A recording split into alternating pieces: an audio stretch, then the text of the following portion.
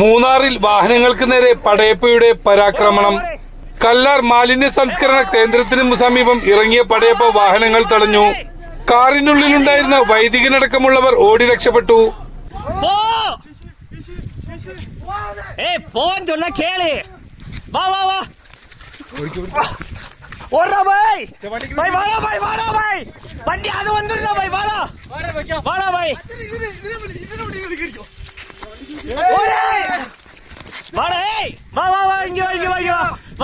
കഴിഞ്ഞ ദിവസം വൈകിട്ടായിരുന്നു സംഭവം.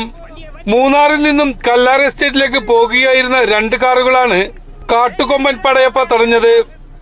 വാഹനങ്ങൾ കടന്നുപോകാൻ കഴിയാത്ത വിധം റോഡിന് നടുവിൽ നിലയുറപ്പിച്ചു. ഈ സമയം നോക്കി 2 വാഹനങ്ങളിൽ നിന്നും ആളുകൾ പുറത്തിറങ്ങി. ഈ സമയം ആന വാഹനങ്ങൾക്ക് നേരെ പാഞ്ഞെടുത്തു. ഉടൻ തന്നെ എല്ലാവരും ഓടി രക്ഷപ്പെടുകയായിരുന്നു. കുറച്ചു ദിവസങ്ങൾക്ക് മുമ്പ് മതപ്പാട് സമയത്തും പടയപ്പ വാഹനങ്ങൾക്ക് നേരെ പരാക്രമണം നടത്തിയിരുന്നു. പിന്നീട് ജനവാസ മേഖലയിലേക്ക് ഇറങ്ങിയെങ്കിലും ആക്രമണത്തിന് മുതിർന്നില്ല. പൊതുവെ ശാന്ത സ്വഭാവമുണ്ടായിരുന്ന പടയപ്പയുടെ ഇപ്പോഴത്തെ സ്വഭാവമാറ്റം ആശങ്ക വർദ്ധിപ്പിച്ചിട്ടുണ്ട്. പടയപ്പയ്ക്ക് മുമ്പിൽപ്പെട്ട് കാർ യാത്രക്കാർ തലനാരിഴക്കാണ് രക്ഷപ്പെട്ടത്.